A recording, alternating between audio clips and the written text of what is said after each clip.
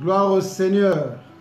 Bonsoir, bonsoir, bonsoir, peuple de Dieu, amis de la parole, chers frères et sœurs en Christ, bienvenue encore dans notre émission Pasteur, dis-moi.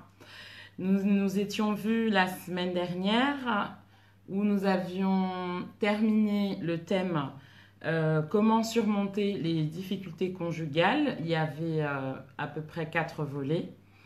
Et en fait, on tenait à s'excuser parce que suite à une mauvaise manipulation technique, la vidéo a été effacée et impossible de la retrouver et de la récupérer. Donc du coup, pour certaines personnes qui étaient demandeurs de cette vidéo, on va revenir du coup seulement sur cette dernière partie. C'était la 4e partie, la famille recomposée. Donc, dans la semaine, dès qu'on aura un petit peu de temps avec Papa Achille, on va faire un petit résumé, un récapitulatif relativement court, hein, parce qu'on ne peut pas refaire une vidéo de 1 heure du temps, surtout qu'on avait dit vraiment des choses qui étaient intéressantes et importantes. Du coup, il nous semblait vraiment nécessaire de pouvoir revenir là-dessus, mais vraiment de manière brève. Donc dans la semaine, si vous nous voyez encore, ne soyez pas étonnés. Ça sera pour revenir sur le thème « Comment surmonter les difficultés conjugales ?» 4e volet, la famille recomposée. Donc pour débuter notre soirée, aujourd'hui nous entamons un nouveau thème qui est les conséquences de l'infidélité conjugale. Mais pour que nous puissions bien comprendre ce thème, nous allons d'abord commencer par une petite définition pour savoir de quoi on parle. Alors, pasteur, dis-moi, qu'est-ce que l'infidélité conjugale? Merci beaucoup, Maman Pierrette, que le Seigneur vous bénisse. Je tiens également à saluer plutôt nos bien-aimés, la sœur Noëlla, Maman Rosalie, le frère Christian, Maman Vivi et puis Maman Fifi depuis sa province là-bas, hein, que le Seigneur te bénisse depuis Beauvais. Et partagez aussi la vidéo. Chaque fois que vous êtes en ligne, essayez de partager parce que tout ce que nous disons, ça peut toujours aider une famille, aider un couple pour qu'eux aussi puissent bénéficier de ce genre de choses. Alléluia. Amen, amen, amen. Alors, aujourd'hui, nous parlons des conséquences de l'infidélité conjugale. Et comme maman dit, avant qu'on puisse entrer dans le vif du sujet, nous devons d'abord définir c'est quoi l'infidélité conjugale. Alléluia. Amen. Alors, l'infidélité conjugale, c'est défini comme étant un manque de fidélité. Un manque de fidélité, de respect à un engagement. Amen. Un manque de fidélité, de respect à un engagement. L'infidélité conjugale, c'est une trahison à la personne avec qui on a un engagement. C'est une trahison à la personne avec qui on a un engagement. C'est manquer à son engagement vis-à-vis de la loi. Parce que quand vous vous mariez à la mairie, et quand vous êtes infidèle, mais vous êtes aussi infidèle à la loi française. Vous êtes aussi infidèle. C'est pourquoi souvent les avocats prennent des enquêteurs pour prouver votre infidélité, pour qu'aux yeux de la loi, qu'on puisse prouver que tu étais infidèle et que tu sois condamné. Donc dès que tu es infidèle, c'est un manque d'engagement vis-à-vis de la loi, vis-à-vis de la famille, parce que la belle famille est venue demander ta main à ta famille, ils ont donné la dot.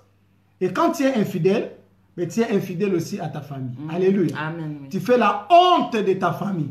Ah oui. Et tu es infidèle à ton conjoint, à ta femme, à ton mari. Tu es infidèle. Et tu es infidèle à Dieu, à l'église, à Dieu. Parce que l'engagement, c'était un engagement, non seulement avec ta famille, avec la mairie, avec ton mari, mais c'était aussi avec Dieu. Amen, oui. Amen.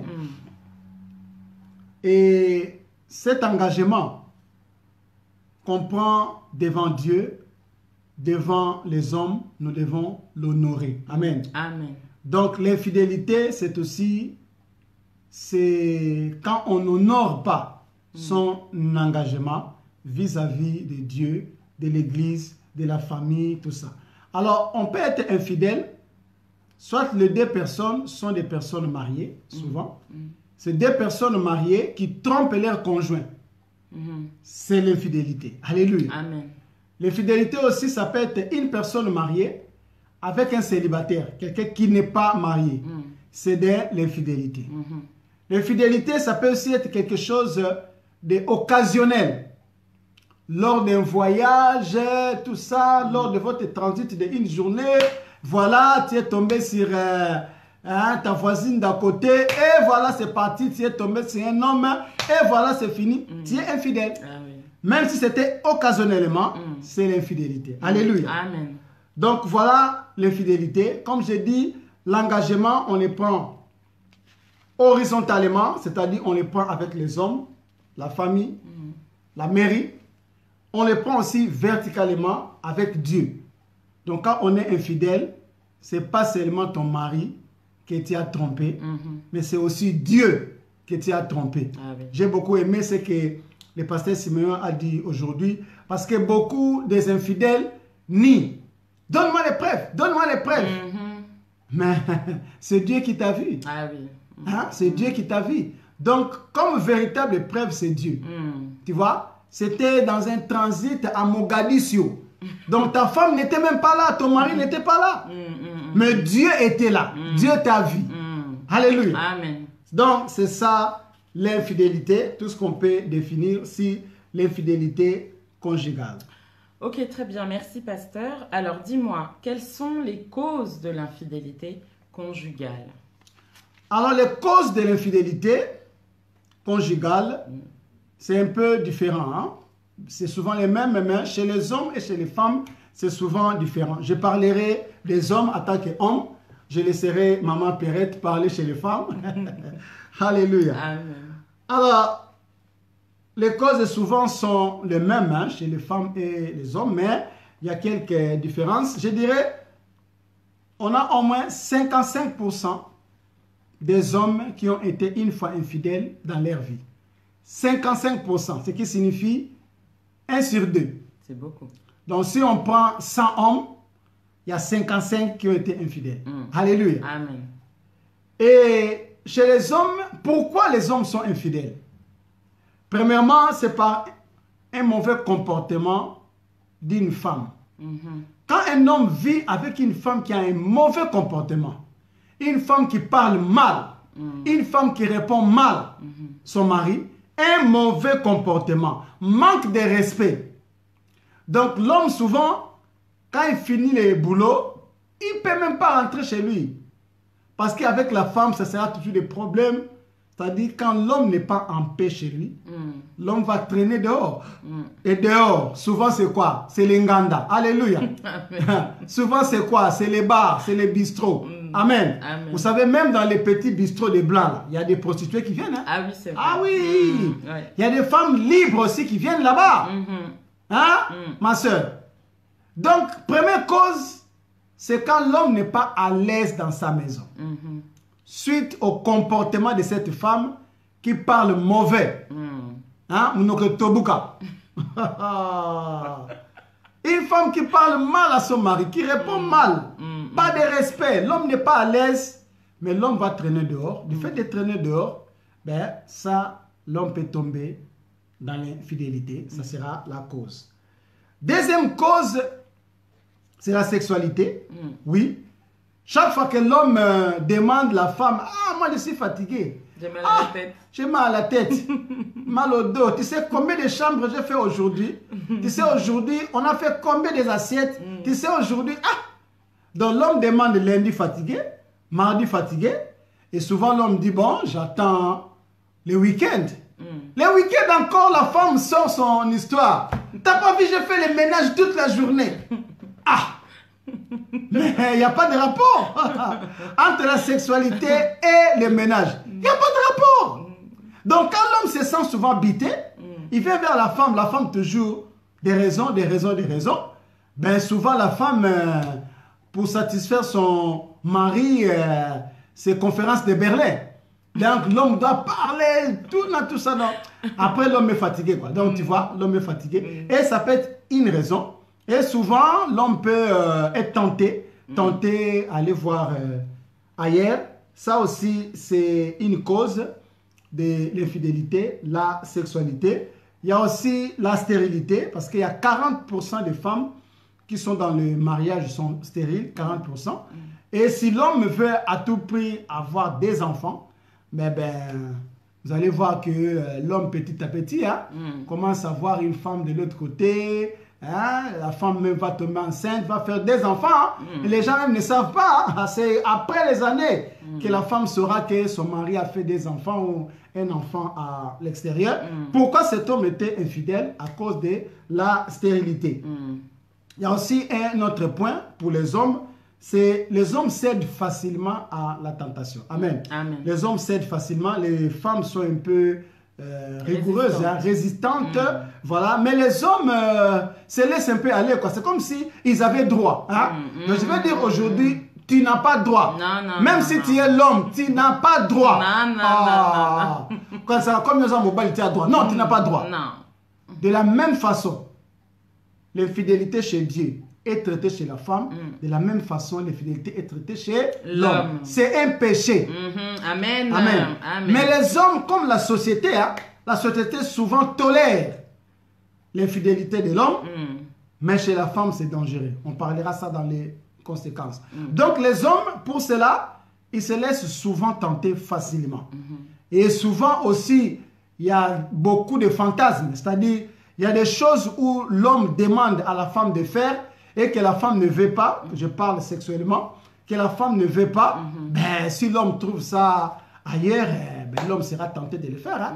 Donc voilà un peu les raisons. Vous savez, les hommes sont tentés par les femmes qui sont claires de peau, les hommes sont tentés par des femmes métisses, ils sont tentés, voilà, par des choses comme ça, et qui poussent l'homme un jour à devenir infidèle. Je le réponds, même c'était une seule fois dans ta vie, tu es infidèle. Amen. Alléluia. Amen. Réponds-toi, mon frère. Maman Perrette, pour les femmes maintenant, pourquoi les femmes sont infidèles? Quelles sont les causes? Oui, alors pour les femmes, tout d'abord, au niveau des chiffres, il faut savoir qu'il y a 32% des femmes mariées qui ont été au moins une fois infidèles. Donc 32%, ça fait une femme sur 3 à peu près qui a pu être dans l'infidélité. Alors, les causes de l'infidélité chez la femme, elles peuvent rejoindre un petit peu celles qu'on a données pour les hommes, mais il y a quand même 2-3 particularités qu'on va énoncer tout de suite. Alors, pour la femme, c'est en premier le manque de reconnaissance, le manque de communication et de considération vis-à-vis de son mari. Donc, quand je dis le manque de reconnaissance et de considération, ça veut dire que la femme va faire des efforts quotidiens. Elle va se maquiller, elle va s'habiller, elle va se coiffer, elle va vraiment faire des efforts au niveau de son paraître. Et il ne va pas y avoir de manifestation de la part de son mari. Souvent, nous les femmes, quand on est parti chez le coiffeur, on attend toute la journée qu'on a fait nos cheveux, on a fait un tissage, on s'est fait souffrir la tête vraiment pour se faire belle et pas du tout de considération de la part du mari. Il va même pas constater que tes cheveux étaient sales peut-être il y a encore 2 jours. Il va même pas constater que tu t'es coiffé. Il va pas constater la différence entre comment tu t'es habillé dimanche pour aller à l'église, comment tu t'es habillé samedi pour aller au mariage du frère ou de la sœur untel et comment tu es habillé dans la semaine. Donc ce manque de considération-là, cumulé sur le temps, cumulé sur les années, peuvent être une cause d'infidélité de la part de la femme. Parce que la femme a besoin de ce moment-là où l'homme l'apprécie sur les efforts qu'elle fournit au quotidien. Ensuite, il y a le manque d'amour profond. Quand on dit le manque d'amour profond, ça concerne principalement les gens qui ont fait des mariages arrangés ou des gens qui ont fait des mariages pour un but précis qui n'était pas l'amour réciproque entre les deux personnes. Donc le mariage arrangé, j'ai le papa de la voisine qui a une fille, comme lui c'est quelqu'un qui a de l'argent, moi j'ai un fils, donc s'il marie sa fille, en tout cas ça va faire quelque chose de bien, sauf que les enfants eux ne s'aiment pas, mais ils vont se marier seulement pour faire plaisir aux enfants, aux parents, pardon, merci. Ils vont se marier seulement pour faire plaisir aux parents, et jusqu'à aujourd'hui c'est des choses qu'on constate dans notre communauté africaine globale, surtout les gens de l'Afrique de l'Ouest, ça c'est des choses qu'ils pratiquent énormément. Les mariages arrangés, les parents se sont déjà mis d'accord quand les enfants avaient peut-être 14 ans, 15 ans, et dès qu'ils atteignent l'âge adulte, ils les marient. Donc ça c'est le manque d'amour profond par rapport au mariage arrangé. Et il y a aussi le phénomène qu'on rencontre aussi beaucoup dans notre communauté, c'est les mariages... moi j'appelle ça intercontinent. Donc c'est-à-dire que tu as une femme que ici t'as cherché, tu n'as pas trouvé, tu te dis que je vais rentrer au pays, là-bas je vais aller chercher une femme. Mais la femme, même si tu es parti l'observer pendant plusieurs mois, tu sais pas si véritablement elle t'aime ou pas. Mais comme tu viens de l'Europe, pour elle c'est un bénéfice qu'elle va pouvoir avoir derrière ce mariage. Voilà, un amour-intérêt, parce qu'elle sait que elle va te montrer qu'elle t'aime pour pouvoir voyager, venir en Europe et vivre avec toi. Mais au bout d'un certain temps, comme il n'y avait pas cet amour-là profond, comme il n'y avait pas ce but-là de rester avec toi, tout ce qu'elle visait, c'était le voyage, il va se retrouver un temps où elle va devenir infidèle. Parce que tu n'es pas l'homme qu'elle rêvait, tu n'étais pas l'homme qu'elle voulait, mais tu étais l'homme par lequel elle pouvait atteindre l'Europe plus facilement par le mariage. Donc du coup, voilà, c'est un manque d'amour profond. C'est un petit peu la cause qui peut déterminer pourquoi la femme a été infidèle. Et en troisième point, il peut y avoir aussi, principalement, surtout, la sexualité. Donc comme papa l'a dit tout à l'heure, chez les hommes, c'était vraiment un cas qui revenait très souvent. Mais chez la femme aussi, il y a la sexualité. Parce que si, au bout d'un certain temps, on avait déjà parlé dans des vidéos précédentes par rapport à les problèmes d'érection, d'éjaculation précoce chez l'homme, si la femme est confrontée à ce type de mariage ou l'homme à ce type de problème, elle va se retrouver à être insatisfaite. Et quand ça va perdurer dans le temps, à un moment donné, elle peut se retrouver tentée d'aller voir ailleurs pour savoir si ça se passe mieux dehors ou pas. Et malheureusement, c'est comme ça que la porte s'ouvre. Ensuite, il y a les femmes qui sont matérialistes, donc qui sont agrippées à l'argent. Donc comme elles sont agrippées à l'argent, si l'homme ne leur fournit pas suffisamment les besoins financiers, elles seront tentées de pouvoir combler leurs besoins en sortant avec d'autres hommes. Likelemba, 5 MeToo. 5 MeToo. Ah mais oui, les femmes sont capables. Hein? Il fait 5 têtes de Likelemba. Ouais, donc du coup, voilà, le matériel, en fait, les finances, les sacs à main de luxe, les chaussures, voilà, les choses de griffe, etc., qui coûtent... des prix vraiment exorbitants que son mari peut-être ne sera pas en capacité de lui offrir.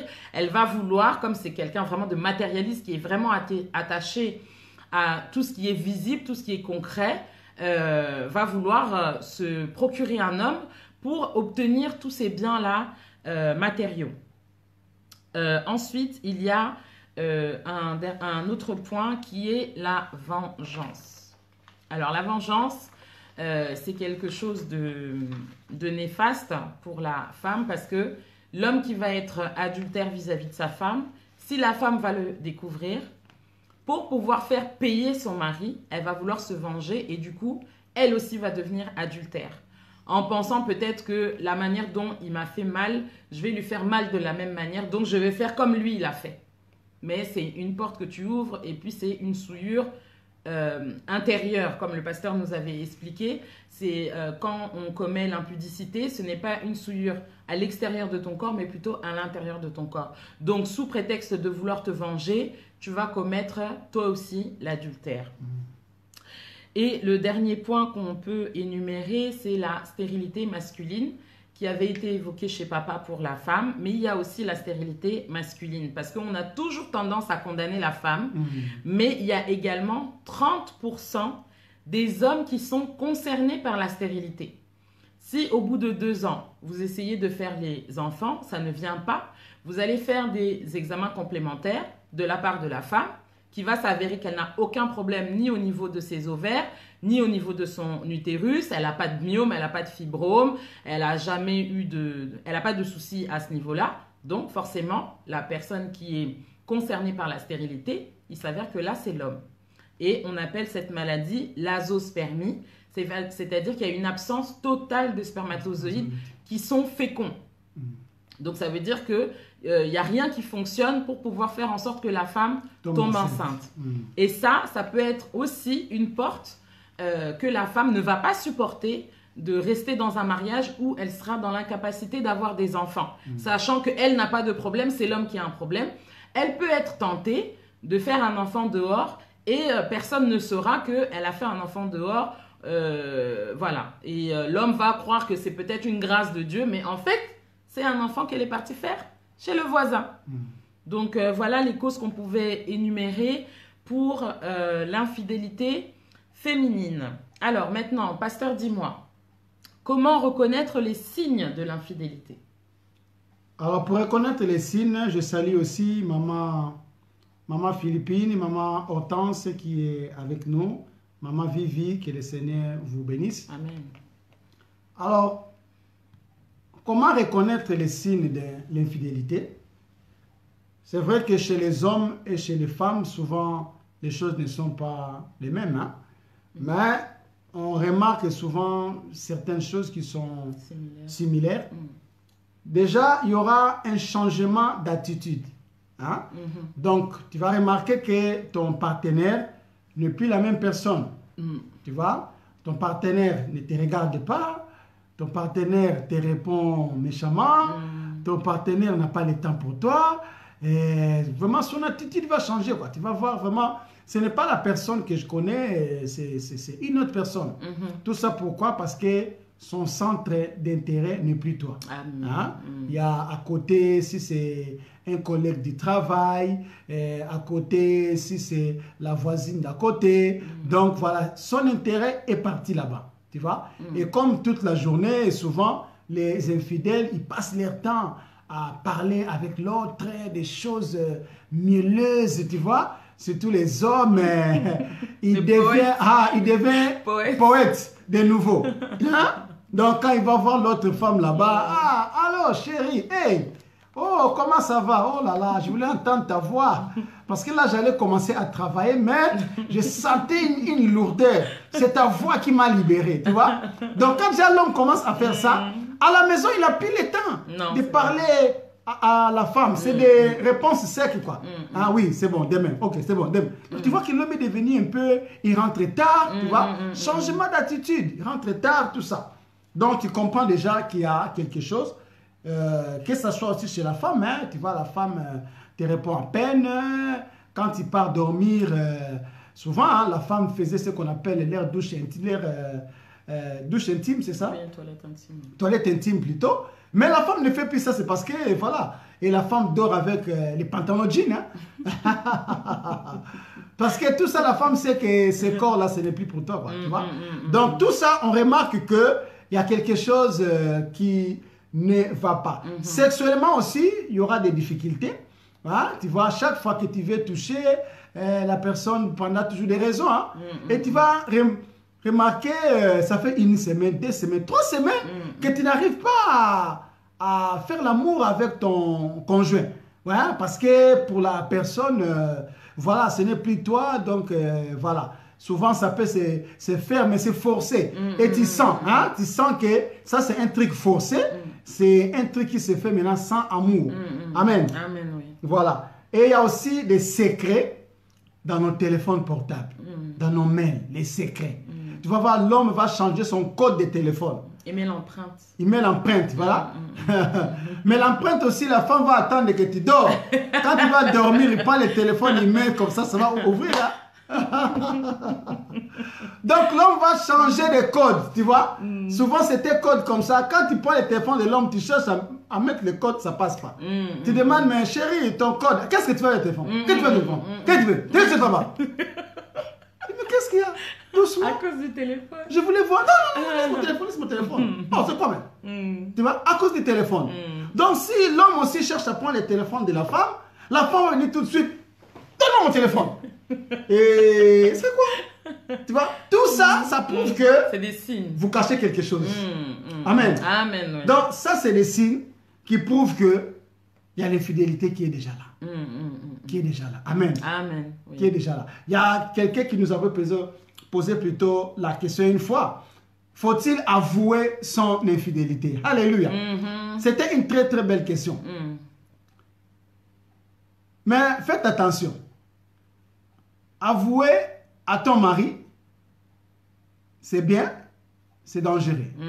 C'est dangereux pourquoi?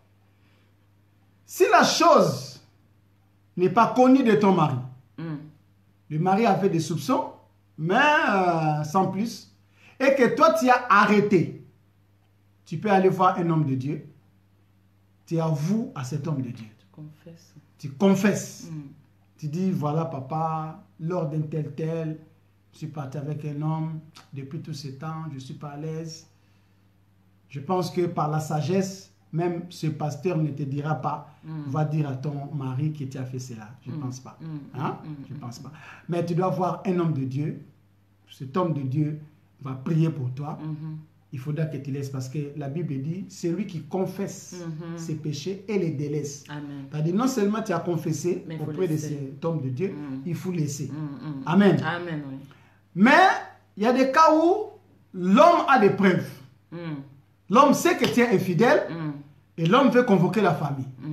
Et comme nous conseillons toujours que la famille n'est pas une priorité quand il y a un conflit dans un mariage. Non, n'appelez pas en premier lieu la famille.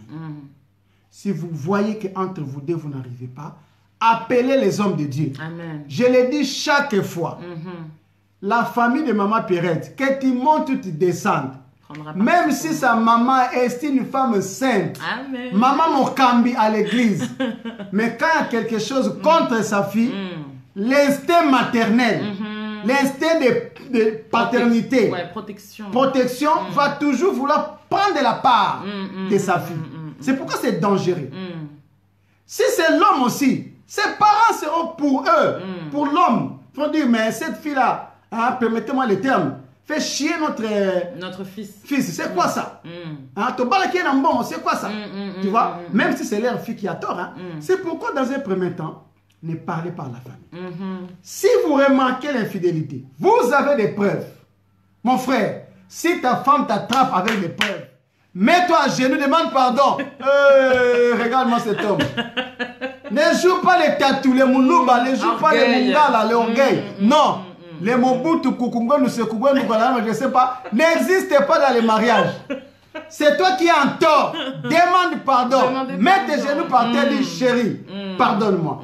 Je ne sais pas qu'est-ce qui s'est passé. Je me suis retrouvé comme ça. Vraiment, je regrette ce que j'ai fait. Tu demandes pardon. Amen. Amen. Toi, la femme, le mari maintenant a des preuves. Des preuves de textos. Des preuves de cartes bleues que vous avez payé l'hôtel. Oui. Parce qu'il y a même, avec les cartes bleues, les preuves, il continue à nier. Oh non, j'ai payé l'hôtel pour à mon collègue, pour un SDF. Un SDF. Toi, tu devais rester niqué. Ah, quelle générosité. Avec pied. Avoue. Parce que quand on t'attrape avec des preuves, la seule solution, c'est d'avouer. Avoue et délaisse. Tu vois? En ce moment-là, les pasteurs ne sont pas là. En ce moment-là, les familles ne sont pas là.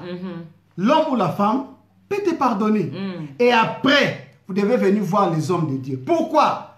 On va voir dans l'infidélité, vous devez aller voir les hommes de Dieu parce qu'il y a des conséquences spirituelles. Écoutez, des conséquences spirituelles. C'est pourquoi vous devez aller voir l'homme de Dieu. Pour répondre à cette question, tu avoues Si ton mari t'attrape avec des preuves, tu avoues pour faire marcher votre mariage.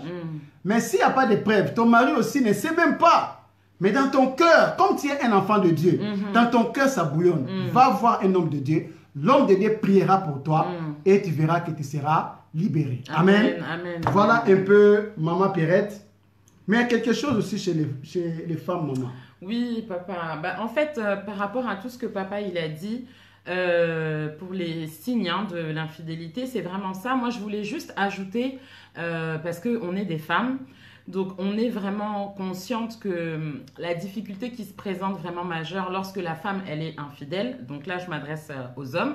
Si jamais vous faites ce constat-là, il faut commencer à vous poser des questions. La femme est quelqu'un qui est cérébral. Donc, ça veut dire qu'elle va d'abord commencer par réfléchir avec sa tête. Ensuite, une fois que sa tête est un peu chamboulée, c'est que c'est son cœur qui est atteint. Parce qu'une femme ne donne pas son corps comme ça.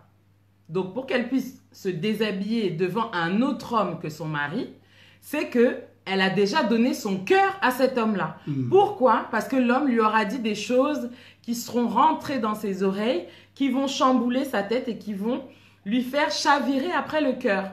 Et une fois que le cœur a chaviré, là, elle va pouvoir donner son corps. Donc toi, homme, quand tu vas venir, mari, pour toucher ta femme, sachant qu'elle a déjà donné son cœur à une autre personne, tu ne pourras plus la toucher. Tu vas trouver qu'il va y avoir des difficultés, vous allez commencer vraiment à vous bagarrer. Donc comme papa il a dit, la femme qui va porter son jean à la maison, c'est pas parce qu'elle a froid. Parce que si vous vous collez l'un l'autre, il n'y a plus de froid. Là, on rentre dans l'hiver, on va recommencer avec les couettes et tout ça. Mais toi, tu dors avec ton jean. C'est pas le froid. C'est pas le froid. Là, on sait qu'il y a autre chose dans le comportement. Parce qu'il n'y a plus cet attrait-là, cette attirance-là pour son mari. Parce que le cœur n'y est plus. Le cœur est déjà parti chez quelqu'un d'autre. Ou vraiment, quand la femme est trop dérangée par l'homme, elle finit par faire ce que les Français appellent l'étoile de mer. C'est-à-dire, elle se laisse faire. Et ça, déjà, c'est quelque chose de négatif. Ça veut dire que, serre-toi, fais ce que tu veux, et puis laisse-moi tranquille. Mais l'homme aussi saura, hein? L'homme aussi saura que c'est... Voilà. Hein? Parce qu'il n'y aura plus de participation, il n'y aura plus d'attrait, il n'y aura plus d'envie, il n'y aura plus les bons comportements, parce qu'elle a déjà fait chavirer son cœur de l'autre côté. C'est pour ça qu'on a dit dès le début qu'au niveau des causes, la première cause chez la femme, c'était le manque de considération et le manque de communication et de reconnaissance vis-à-vis de son mari va faire qu'elle va donner son cœur chez une autre personne qui va juste peut-être la flatter, lui dire des choses qu'elle avait l'habitude d'entendre chez son mari, mais qu'au bout d'un certain temps, soi-disant la routine fait qu'on n'entend plus ces choses-là. Et du coup, c'est ça qui va dégénérer au niveau de l'infidélité.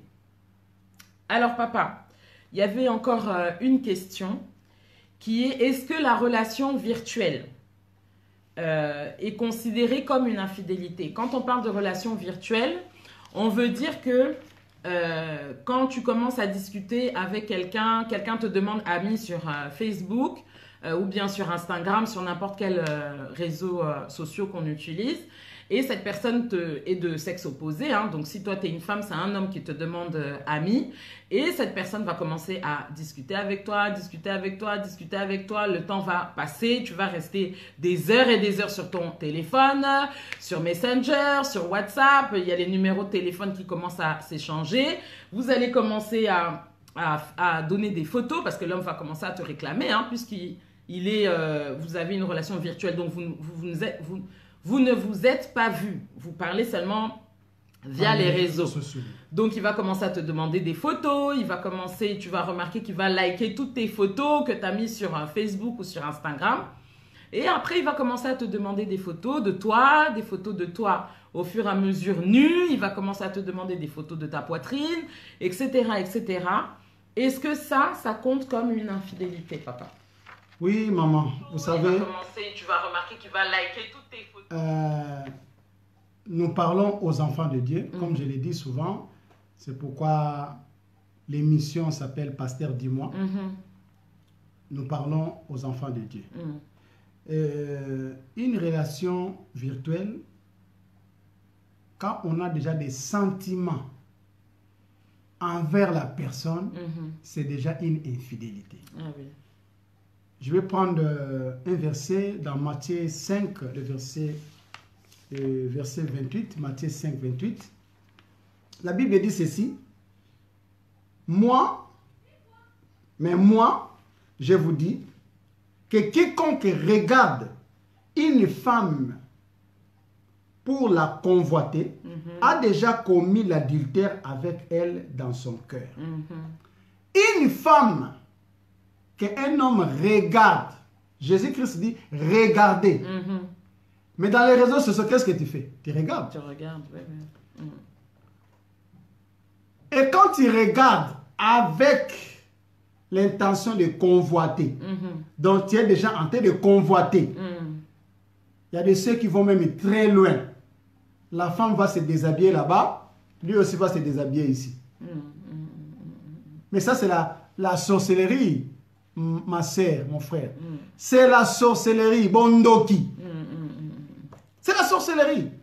C'est l'infidélité. Et souvent, tu vas voir, l'homme aussi va commencer à dépenser de l'argent pour cette femme-là, qui vit peut-être au Togo, au Bénin, je ne sais pas moi où. Il va commencer à faire des Western Union. Ah oui. Tu vois, il va commencer à faire des colis. Et cette femme-là va lui envoyer des photos, comme maman l'a dit, des photos de sa nudité.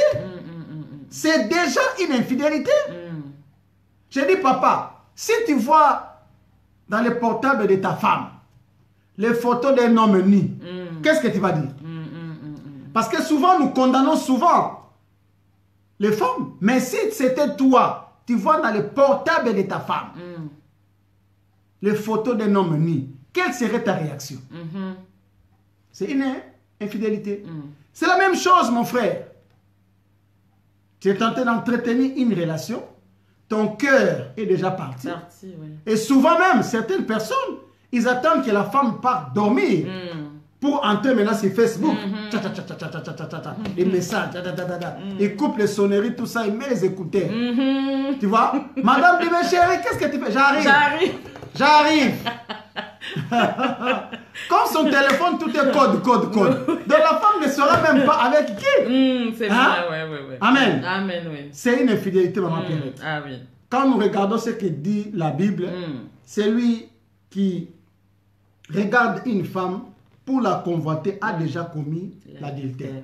Donc quand tu regardes un homme sur Instagram, tu commences à convoiter l'homme, tu lui demandes ami, vous commencez à vous parler, tu commences à lui dire des mots parce que je ne pensais pas que tu vas commencer à écrire bonjour ma soeur, comment ça va, que le Seigneur te bénisse, lis le verset tel, la parole de Dieu dit ceci. Non, tu vas commencer à dire j'ai vu l'habit que tu as porté là. C'est joli, hein? Ça dessinait ton corps. Païen. Tu es païen. Ah oui. Et tu vas commencer à déplacer tes mots. Hein? Oui. Tu vas commencer à écrire. Ah, quand je vois ta photo là, ça me donne envie de te croquer. Ah, si ta femme lit ça, alléluia. C'est une infidélité. Même si c'est via réseaux sociaux, WhatsApp, Facebook, Instagram, Snapchat, tout ce que tu veux là, c'est une infidélité. Donc toi qui entretiens une relation avec une fille qui vit aux États-Unis, tu es infidèle. Je te le dis aujourd'hui, tu es infidèle. Voilà, maman Pierrette. En tout cas, merci papa. Vraiment, c'est bénéfique de savoir ces choses-là parce que des fois, on pense ne pas faire un mal, surtout par rapport aux relations virtuelles. C'est vraiment, si vous allez même sur Internet, c'est défini comme une infidélité virtuelle. Donc, ça veut dire que ce n'est pas, la personne n'est pas à côté de toi, mais à partir du moment où tu entames une relation avec une autre personne, sachant que toi, tu es déjà dans une vie maritale, tu es infidèle virtuellement, mais tu es toujours infidèle, comme le livre de Matthieu nous l'a dit.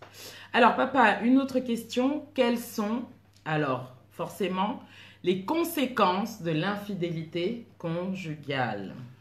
Gloire au Seigneur. Amen. Je ne pense pas qu'on va finir ce soir, peut-être dimanche prochain. Alors, les conséquences, c'est pourquoi j'ai dit, même via Internet, vous savez, souvent, la femme que toi tu parles avec, tu ne l'as jamais vue. Non. Tu ne sais pas si c'est une mamiwata que toi tu montres ton sexe. Tu ne sais pas si cet homme-là, c'est Lucifer qui s'est déguisé à un Congolais qui vit en Belgique. Hein? Tu ne sais pas à qui tu es tenté de montrer ton corps. Donc les conséquences, les retombées sont graves. Ah oui. Je vais classer ça par des catégories. Il y a catégorie conséquences du point de vue social, conséquences du point de vue spirituel. Okay. Amen. Amen. Et ce soir, nous allons nous arrêter sur les conséquences physiques ou sociales. Quand on commet l'infidélité, qu'est-ce qui se passe une fois que l'infidélité est connue? Qu'est-ce qui se passe?